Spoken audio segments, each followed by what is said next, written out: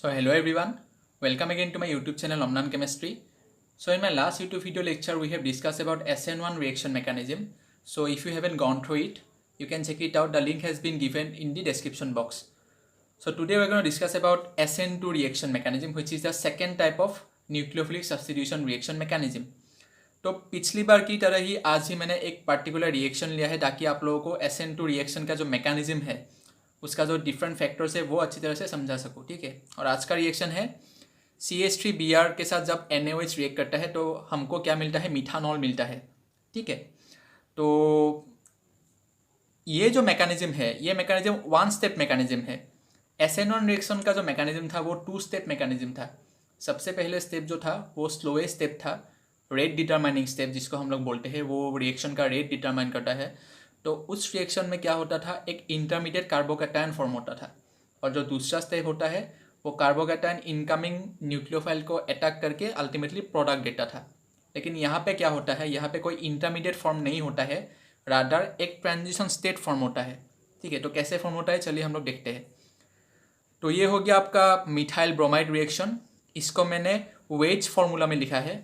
तो ये जो डार्क कलर का जो वेज है, ठीक है, डैश वेज, तो आप मान लीजिए सॉलिड वेज। तो ये एक्चुअली क्या है, ये हाइड्रोजन ये कार्बन जो है, और मान लीजिए ये जो बोर्ड है ये बोर्ड के ऊपर है, ठीक है। और जो ये डैश डैश करके जो दिया गया है ये बोर्ड के नीचे है। और बाकी का जो हाइड्रोजन और बाकी का जो बॉन्ड है मतलब CBr और CH ये बोर्ड में ही प्रेजेंट है। तो आप 3D में इमेजिन कीजिए, ये वाला हाइड्रोजन बोर्ड के ऊपर है, ये वाला हाइड्रोजन बोर्ड के नीचे है और बाकी का बोर्ड में ही है। तो अब क्या होगा, ये जो न्यूक्लियोफाइल है ये न्यूक्लियोफाइल पहले तो स्ट्रॉन्ग होना पड़ेगा। SN2 रिएक्शन मैकेनिज्म का एक प्रॉपर्टी ये है कि जो न्यूक्लियोफाइल जो रिएक्ट करने के लिए आएगा मतलब इनकमिंग न्यूक्लियोफाइल वो स्ट्रॉन्ग होना चाहिए। ये एक तरह की फैक्टर भी है। तो ये स्ट्रॉन्ग न्यूक्लियोफाइल क्या करेगा, अभी इस कार्बन सेंटर में अटैक करेगा। अटैक करने के बाद हमको एक ऐसा ट्रांजिशन स्टेट मिलेगा, हाई एनर्जी ट्रांजिशन स्टेट। अब इस ट्रांजिशन स्टेट में आप ध्यान से देखिए, ये जो डॉट डॉट करके जो दिया गया है Br और OH और ये कार्बन के बीच में, इसका मीनिंग ये है कि ये जो Br है जो न्यूक्लियोफाइल बन के निकल जाएगा और सब्स्टिट्यूशन में ये OH माइनस न्यूक्लियोफाइल बन के इसमें अटैक करके ऐड हो जाएगा कार्बन में। तो this Cr bond is on the verge of breaking and this CH bond is on the verge of making. ये CBr बॉन्ड ऑलमोस्ट टूटने ही वाला है और ये COH बॉन्ड ऑलमोस्ट बनने ही वाला है, लेकिन बना भी नहीं है और टूटा भी नहीं है। तो इसी स्टेट को ये एक ट्रांजिशन स्टेट बोलते हैं, ठीक है।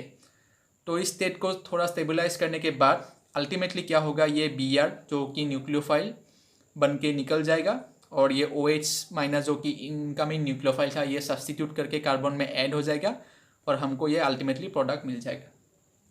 अब यहाँ पे ध्यान देने वाला बात ये है कि ये जो रिएक्टेंट है इस रिएक्टेंट का आप कॉन्फ़िगरेशन देखिए, ये जो Br जो है ये राइट साइड में प्रेजेंट है, ठीक है। अब अल्टीमेट प्रोडक्ट में जो OH है मतलब जो इनकमिंग न्यूक्लियोफाइल सब्स्टिट्यूट हुआ है वो लेफ्ट साइड में है। तो इसका मतलब जो रिएक्शन है इस रिएक्शन में क्या हुआ है, इन्वर्शन ऑफ कॉन्फ़िगरेशन। पहले जो रिएक्टेंट था उसका कॉन्फ़िगरेशन और प्रोडक्ट का जो कॉन्फ़िगरेशन वो एक दूसरे का कम्प्लीटली ऑपोजिट है। ऐसा क्यों हुआ है, क्योंकि ये यहाँ पे ये ब्रोमीन राइट डायरेक्शन में है कार्बन का, तो ये OH माइनस यहाँ से अटैक नहीं कर सकता क्योंकि यहाँ पे ब्रोमीन है, इसीलिए वो अपोजिट साइड से अटैक करता है। और इसी वजह से हमको अल्टीमेट प्रोडक्ट क्या मिलता है, इन्वर्टेड मिलता है, क्योंकि सेम डायरेक्शन जहाँ पे लिविंग ग्रुप प्रेजेंट है मतलब ये ब्रोमीन जो प्रेजेंट है वहाँ से ये अटैक नहीं कर सकता और इसीलिए हमको इन्वर्टेड प्रोडक्ट मिला है। तो यही था SN2 reaction mechanism simplest form में।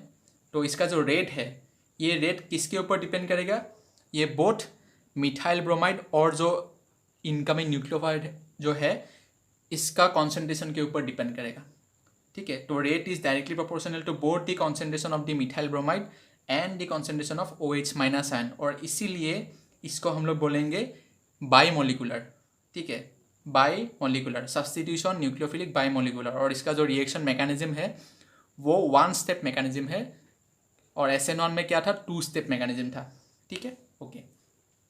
तो ये रिएक्शन मैकेनिज्म फेवर करने के लिए फैक्टर्स क्या क्या है, सबसे पहला फैक्टर है स्टेरिक इफेक्ट। अब यहाँ पे देखिए ये जो हाइड्रोजन जो है, ये 3 हाइड्रोजन, ये वेल स्पेस्ड है, मतलब ये अच्छे स्पेस में खुद को कॉन्फ़िगर किया हुआ है ताकि ये एक दूसरे को डिस्टर्ब ना करे।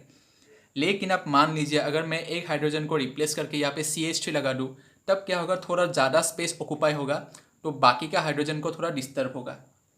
ठीक है, ऐसे आप सोच लीजिए। सिमिलरली दूसरा हाइड्रोजन को भी अगर मैं एक CH3 मतलब मिथाइल ग्रुप के साथ रिप्लेस कर दूँ, तो ये जो डिस्टर्बेंस मतलब जो हिंड्रेंस, ये हिंड्रेंस थोड़ा और ज़्यादा होगा। अगर तीसरे को भी रिप्लेस कर दूँ तो और भी ज़्यादा होगा। सिंस ये हिंड्रेंस स्पेस में हो रहा है, 3D में इमेजिन करने के लिए मैंने बोला था, तो स्पेस में हो रहा है, इसीलिए हम इसको बोलेंगे स्टेरिक इफेक्ट और स्टेरिक हिंड्रेंस। तो स्टेरिक हिंड्रेंस जितना ज़्यादा होगा, ये इनकमिंग न्यूक्लियोफाइल को यहाँ पे एंटर होने के लिए उतना ही ज़्यादा डिफ़िकल्टी आएगा। ठीक है, तो इसीलिए जो SN2 रिएक्शन मैकेनिज्म का जो ऑर्डर है वो है मिथाइल हैलाइड। मिथाइल हैलाइड के लिए सबसे आसान होगा, followed by 1 degree, followed by 2 degree, followed by 3 degree. ठीक है, क्योंकि 3 डिग्री में सबसे ज़्यादा क्या होता है, स्टेरिक हिंड्रेंस होता है, इसलिए 3 डिग्री में ये SN2 रिएक्शन मैकेनिज्म फॉलो करना बहुत ज़्यादा डिफिकल्ट होगा, और इसीलिए 3 डिग्री एल्काइल हैलाइड आपको SN1 रिएक्शन मैकेनिज्म करके प्रोडक्ट देता है। ओके, दूसरा पॉइंट है स्ट्रेंथ ऑफ द न्यूक्लियोफाइल। ये मैंने बोला है पहले भी कि जो इनकमिंग न्यूक्लियोफाइल होता है उसका स्ट्रेंथ ज़्यादा होना चाहिए, तब ये SN2 रिएक्शन मैकेनिज्म ज़्यादा फेवर करता है। तीसरा पॉइंट है nature of the leaving group. अब देखिए, ये एक न्यूक्लियोफाइल है, मतलब इनकमिंग जो ग्रुप, और जो लिविंग ग्रुप है वो भी न्यूक्लियोफाइल ही होना पड़ेगा, क्योंकि ये न्यूक्लियोफिलिक सब्स्टिट्यूशन रिएक्शन है। एक न्यूक्लियोफाइल जाएगा और एक न्यूक्लियोफाइल आएगा। अब न्यूक्लियोफाइल मतलब उसके पास इलेक्ट्रॉन डेंसिटी ज़्यादा है, मतलब वो इलेक्ट्रॉन डोनेट कर सकता है। अभी जो इलेक्ट्रॉन डोनेट कर सकता है उसको हम लोग एक और टर्म से हम लोग उसको बोलते हैं, वो है बेस। जो इलेक्ट्रॉन डोनेट कर सकते हैं उसको हम लोग बेस बोलते हैं, और जो इलेक्ट्रॉन एक्सेप्ट कर सकते हैं उसको हम लोग एसिड बोलते हैं। तो इसका मतलब जो न्यूक्लियोफाइल होता है वो बेस भी होता है। अब देखिए, ये जो ट्रांजिशन स्टेट फॉर्म हुआ है, इसमें डेल्टा नेगेटिव चार्ज ये लिविंग ग्रुप और ये इनकमिंग न्यूक्लियोफाइल के ऊपर है, लेकिन जो इनिशियली जो रिएक्टेंट था इसमें डेल्टा नेगेटिव चार्ज नहीं था। ठीक है, कॉम्प्लीटली नेगेटिव चार्ज है, डेल्टा नहीं था।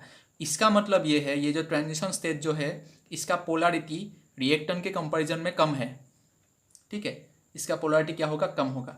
अभी ये जो न्यूक्लियोफाइल जो लिविंग ग्रुप जो है, मतलब लिविंग जो न्यूक्लियोफाइल जाने वाला है, वो अगर वीक हो, ठीक है, वो अगर वीक हो तो वो इजीली जा सकता है। ठीक है, लेकिन अगर वो ज़्यादा स्ट्रॉन्ग हो तो खुद को स्टेबल करने में उसको ज़्यादा टाइम लगेगा और उसको जाने में भी ज़्यादा टाइम लगेगा, और इसका मतलब जो अल्टीमेट प्रोडक्ट होगा वो भी हमको देर से मिलेगा। तो इसीलिए weaker the base, since nucleophile एक बेस है, so weaker the base better it will leave. वो ज़्यादा अच्छी तरह से कम समय में वो निकल सकता है और हमको प्रोडक्ट दे सकता है। For example I minus, Br minus मतलब iodide, bromide etcetera. So these are some examples of weak leaving group, sorry weak base strong leaving group. Okay, next है सॉल्वेंट पोलैरिटी। अब देखिए, SN1 रिएक्शन मैकेनिज्म के लिए हमने polar solvent लिया था, लेकिन यहाँ पे क्या होता है, सिंस ये ट्रांजिशन स्टेट जो है इसका पोलैरिटी कम है कंपेयर टू रिएक्टेंस, इसीलिए अगर जो सॉल्वेंट हम ले इसका पोलैरिटी अगर थोड़ा कम हो तो ये SN2 रिएक्शन मैकेनिज्म ज़्यादा फेवर करता है। फॉर एग्जांपल एसीटोनाइट्राइल एक ऐसा सॉल्वेंट है, यहाँ पे कोई एसिडिक हाइड्रोजन प्रेजेंट नहीं है। यहाँ पे देखिए CN और ये CH3। अब H2O में एसिडिक हाइड्रोजन प्रेजेंट है, लेकिन यहाँ पे कोई एसिडिक हाइड्रोजन प्रेजेंट नहीं है, इसीलिए अगर हम H2O के जगह मतलब पानी के जगह अगर एक पोलर एप्रोटिक सॉल्वेंट मतलब जिसके पास कोई एसिडिक हाइड्रोजन प्रेजेंट नहीं हो, अगर ऐसा सॉल्वेंट अगर हम लोग ले तो ये SN2 रिएक्शन मैकेनिज्म ज़्यादा एफिशिएंट होगा। ठीक है, तो इसीलिए जिस रिएक्शन में हम लोग पोलर सॉल्वेंट एप्रोटिक सॉल्वेंट लेंगे, मतलब जहाँ पे एसिडिक हाइड्रोजन प्रेजेंट नहीं होगा, तो उस रिएक्शन आसानी से SN2 रिएक्शन मैकेनिज्म दिखा सकता है, प्रोवाइडेड उसका जो बाकी का फैक्टर्स है वो भी अगर मैच करे। मतलब अगर जो इनकमिंग जो ग्रुप है वो भी अगर स्ट्रॉन्ग हो, जो रिएक्टेंट है वो भी अगर मिथाइल हैलाइड हो या फिर 1 डिग्री हो, और जो लिविंग ग्रुप है वो भी अगर स्ट्रॉन्ग हो मतलब वीक बेस हो, तब क्या होगा, ये SN2 रिएक्शन मैकेनिज्म ज़्यादा फेवरेबल होगा। ओके, और इसका रिएक्शन जो रेट है वो है, rate is directly proportional to concentration of CH3Br, मतलब ये जो reactant alkyl halide, and concentration of OH minus. तो ये रिएक्शन मिथाइल हैलाइड और इनकमिंग न्यूक्लियोफाइल दोनों के कॉन्सेंट्रेशन के ऊपर डिपेंड करता है, और इसीलिए ये रिएक्शन को हम लोग बाईमोलिकुलर बोलते हैं, क्योंकि ये रेट जो है ये दोनों के ऊपर डिपेंड करता है। लेकिन SN1 में क्या था, रेट डिपेंड करता था हमेशा सिर्फ एल्काइल हैलाइड के कॉन्सेंट्रेशन के ऊपर, क्योंकि वो स्लोएस्ट स्टेप में कार्बोकैटायन फॉर्म करता था। ठीक है, फास्टेस्ट स्टेप में क्या था, कार्बोकैटायन इनकमिंग ग्रुप के साथ अटैक करके प्रोडक्ट देता था, लेकिन स्लोएस्ट स्टेप में वो alkyl halide ultimately carbocation form करता था। आप लोग वो वीडियो जरूर देखिए जहाँ पे मैंने SN1 रिएक्शन अच्छी तरह से डिस्कस किया हुआ है, लिंक दे दिया है डिस्क्रिप्शन बॉक्स में। So this is all about SN2 reaction and इस मैकेनिज्म। तो इसको सम अप करते हैं। तो इस मैकेनिज्म में क्या होता है, एक स्ट्रॉन्ग इनकमिंग न्यूक्लियोफाइल अटैक करता है कार्बन सेंटर में, और जो ट्रांजिशन स्टेट फॉर्म होता है वो ट्रांजिशन स्टेट में क्या होता है, बॉन्ड ब्रेकिंग और बॉन्ड फॉर्मेशन दोनों एक साथ साइमल्टेनियसली होता है, इसीलिए वो ट्रांजिशन स्टेट होता है जिसका एनर्जी थोड़ा हाई होता है। और अल्टीमेटली ये जो प्रोडक्ट देता है वो इन्वर्टेड प्रोडक्ट होता है, क्योंकि जो इनकमिंग न्यूक्लियोफाइल है वो लिविंग ग्रुप के ऑपोजिट डायरेक्शन में ही अटैक कर सकता है, लिविंग ग्रुप जिस डायरेक्शन में है उसमें अटैक नहीं कर सकता है। और इसका फैक्टर्स क्या है, स्टेरिक हिंड्रेंस का पहला फैक्टर है जो कि मिथाइल हैलाइड अगर हो तो सबसे आसानी से SN2 रिएक्शन मैकेनिज्म दिखाएगा, followed by 1 degree, followed by 2 degree and followed by 3 degree, क्योंकि 3 डिग्री में सबसे ज़्यादा स्टेरिक हिंड्रेंस होता है और इसीलिए इनकमिंग ग्रुप अच्छी तरह से उसमें अप्रोच नहीं कर सकता, और इसीलिए 3 डिग्री अल्काइल हैलाइड ज़्यादा प्रीफर करता है SN1 रिएक्शन मैकेनिज्म दिखाने के लिए। स्ट्रेंथ जितना ज़्यादा स्ट्रेंथ होगा उतना ही अच्छी तरह से SN2 रिएक्शन दिखाएगा। लिविंग ग्रुप बेस जितना वीक होगा उतना ही अच्छा वो लीव करेगा। और सॉल्वेंट पोलैरिटी, पोलर एपोटिक सॉल्वेंट लेने से ये मैकेनिज्म ज़्यादा फॉलो होगा। और अल्टीमेटली जो रेट है वो रेट डिटरमाइन जो होता है, मतलब रेट जो डिपेंड करेगा वो करेगा both the concentration of this incoming nucleophile and the concentration of the alkyl halide. यहाँ पे मैंने एल्काइल ब्रोमाइड लिया है। So this is all for today.